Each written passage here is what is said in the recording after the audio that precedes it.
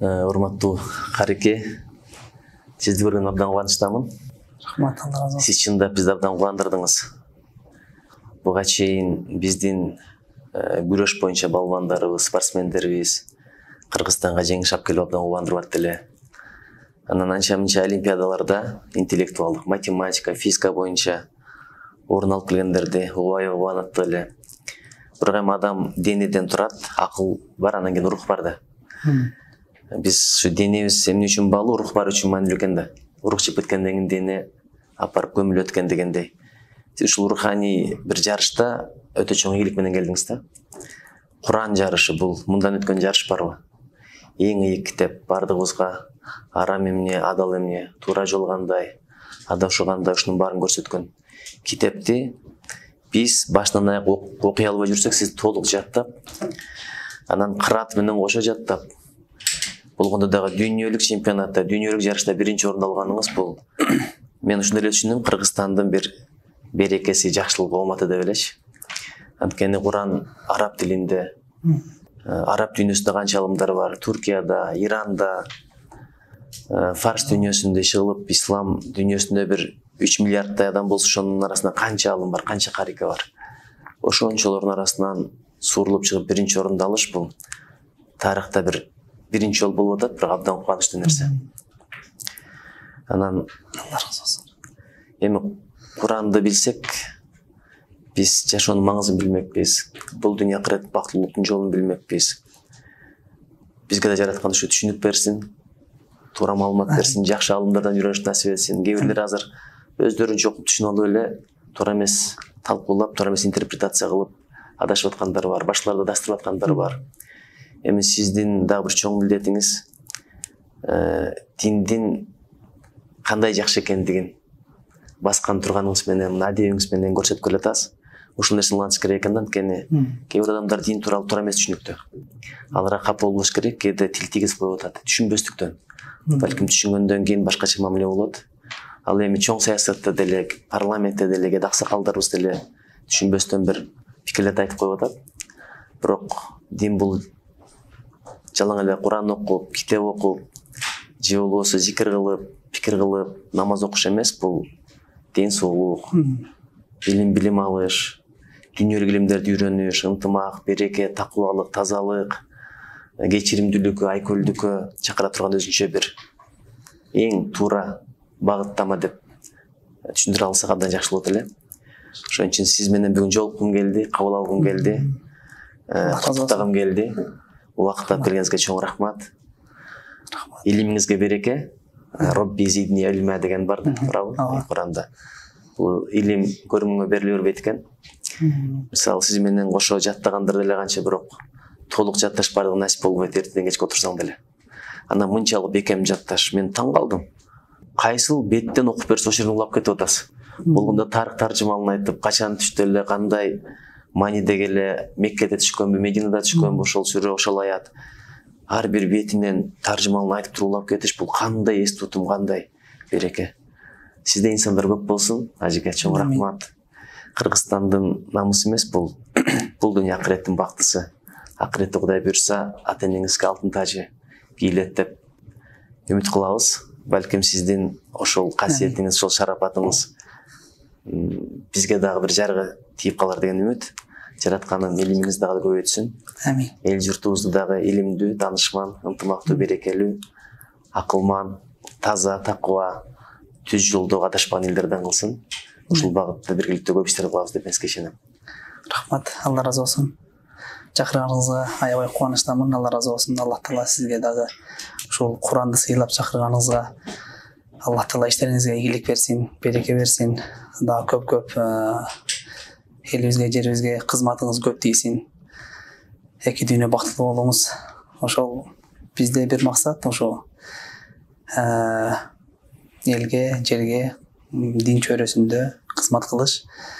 Ошо дагы башка карылар Куранды жакшы жаттасын. Куранды жатташ үчүн сөзсүз араб болушун керек эмес экен. Анткени Куран бул бүт үммөткө түшүрүлгөн, бир гана кыргыз, бир гана арабтарга эмес, бүт бардык улуттарга түшүрүлгөн. Ошого Куран жатташ үчүн бир гана чоң үмүт керек. Анан чоң ошол Аллахка катуу таваккул деп коет го. Тобокелибиз катуу болсо эле Аллах өзү жардам берет экен. Ошол. Анан айтат го жанагындай көздү сакташ керек, арам тамак жебеш керек,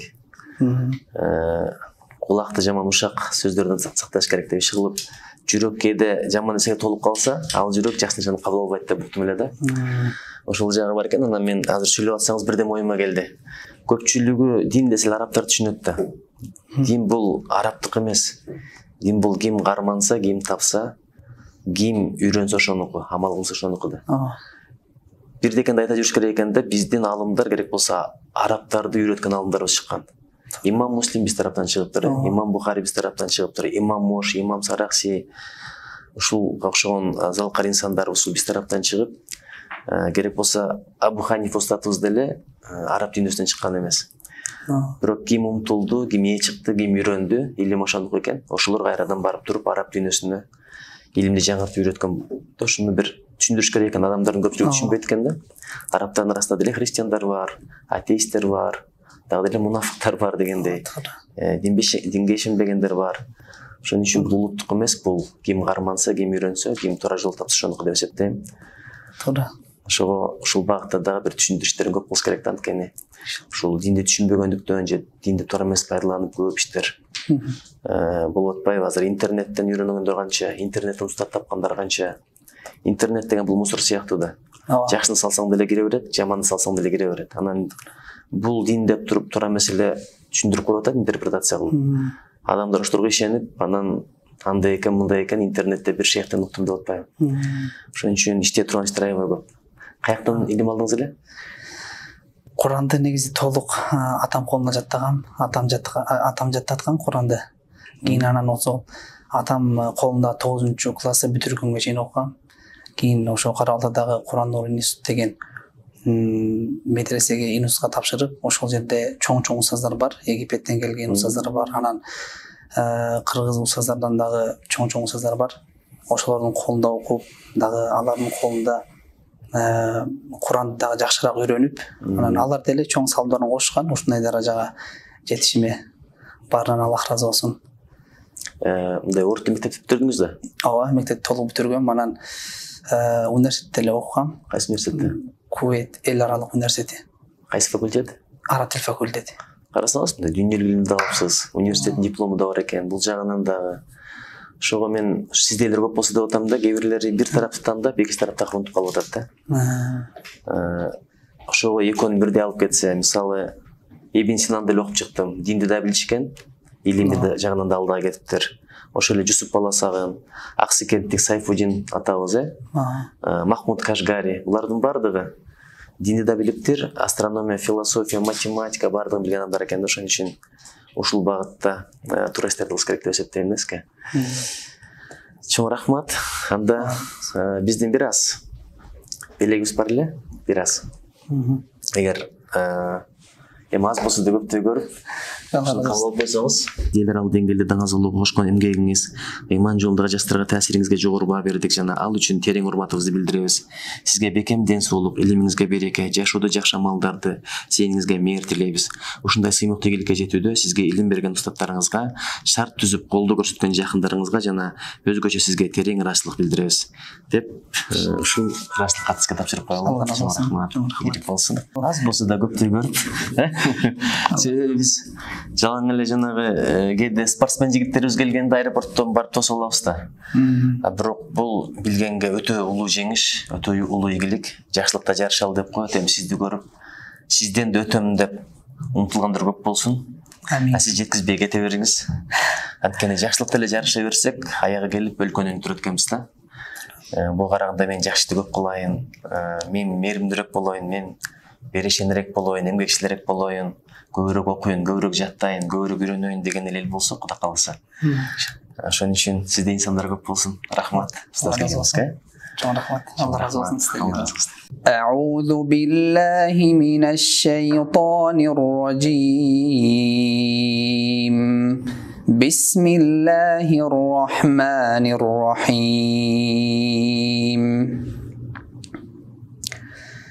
المال والبنون زينة الحياة الدنيا والباقيات الصالحات خير عند ربك ثوابا وخير أملا ويوم نسير الجبال وترى الأرض بارزة وحشرناهم فلم نغادر منهم أحدا وعرضوا على ربك صفا لقد جئتمونا كما خلقناكم أول مرة بل زعمتم أن لن نجعل لكم موعدا ووضع الكتاب فترى المجرمين مشفقين مما فيه ويقولون يا ويلتنا ما لهذا الكتاب لا يغادر صغيرة ولا كبيرة إلا أحصاها ووجدوا ما عملوا حاضرا ولا يظلم ربك أحدا سبحان ربك رب العزة عما يصفون وسلام على المرسلين والحمد لله رب العالمين.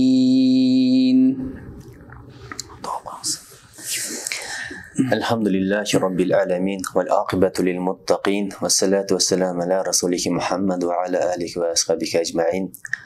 Жараткан Аллах ушулуктан керемет Курандан пайда болгон соопту сүйүктүү пайгамбарыбыз Мухаммед саллаллаху алейхи вассаламдын мубарак рухуна багыштадык. Баардык өткөн пайгамбарлардын рухтарына багыштадык. Пайгамбар алейхиссаламдын үй бүлөсүнүн сахабалардын рухтарына, табийиндердин табийиндердин ошондой эле алымдардын, уламалардын рухтарына багыштадык. Баардык өткөн мусулмандардын рухтарына багыштадык. Арасында ушул жерде Алла канжайып тургандардын өтүп кеткен мусулман ата бабаларынын, тайта тайнелеринин, кошуналарынын, жакшы сыналыштарынын, досторунун, устаттарынын, чоң элеринин рухтарына багыштадык. Кыргыз мамлекетинин сакталышына, түптөлүшүнө, өсүшүнө, өнүгүшүнө себеп болгон баардык бабаларыбыздын, мамлекеттик коомдук ишмерлердин, акын жазуучулардын, алымдардын, уламалардын рухтарына багыштадык. Жандарын жаннатта кыл, билип кетирген баардык күлдөрүн кечир Аллах Таала. Бул дүйнөдө кылган жакындарына береке бер. Кыргыз элибизди гүлдөт, өнүктүр. Кыргыз элибизге бепилдик, аманчылык, тынччылык бер Аллах Таала. Ушу бизге жамандык каалагандардын жүрөктөрүнө да Кудай мээрим сал, туура түшүнүк бер Аллах Таала. Арабызга бир туугандык мухаббат бер. Өзүң колдо, өзүң корго, өзүң жолдо эч кимге кар кылба, зар кылба, кор кылба, өзүңдөн башка эч кимге муктаж кылба. Жакшы күндөрдү, түндөрдү, шериктерди, досторду, жакшы амалдарды, ойлорду, ниеттерди насип эт. Жаман күндөрдөн, түндөрдөн, шериктерден, ойлордон, ниеттерден өзүң сакта. Бизден ыраазы бол жана бизди ыраазы кыл. Баардык жакшылыктардын эшигин ачып кой, баардык жамандыктардын эшигин жаап кой. Жараткан Алла муургандарга шыба бер, баластарга эң сонун балдарды бер, үй жокторго үй бер, карыз барларды карызынан кутулт, адашып жүргөндөрдү туура жолго сал. Жараткан Алла, арабызга ынтымак бер, жүрөктөрүбүздү, баштарыбызды бириктир, жүрөктөргө иман бер, жүзүбүзгө нур бер. Бул дүйнөбүздө акыретибизди абад кыл, кыямат кайымга чейинки укумтукумузду, бул дүйнө акырет бактылуу кыл, ден соолугубузду чың кыл, өмүрүбүздү узун кыл, узун өмүрүбүздү эң сонун амалдарга, эң сонун тилектерге, эң сонун ниеттерге, эң сонун жакшылыктарга бай кыл Аллах Таалам. Бизден ыраазы бол, жана бизди ыраазы кыл. Роббана атина фид дунья хасана ва фил ахирати хасана ва кина азаббан-нар. Адашып жүргөндөрдү туура жолго сал Аллах Таала. Бизди да туура жолуңа салып, туура жолунда жашатып, туура жолдо жаныбызды ал. Бизден ыраазы бол, жана бизди ыраазы кыл. Чоң рахмат. Мадинага тапшырган болчумун. Негизи азыр ошол Мадина шаарында студент болчумун. Азыр студентмин. Жарыштан кийин окуудан уруксат сурап келе бердим. Быйыл биякта болдум, анан эмки жылы барып кайра окууну буюрса улантам. Биякта балдарды окутасызбы? Биякта ооба, иншалла. Бишкекте окутасызбы? Ошо Бишкекте ооба. Бишкекте. Чоң рахмат. Рахмат. Алла разы болсун. Чакырганыңызга.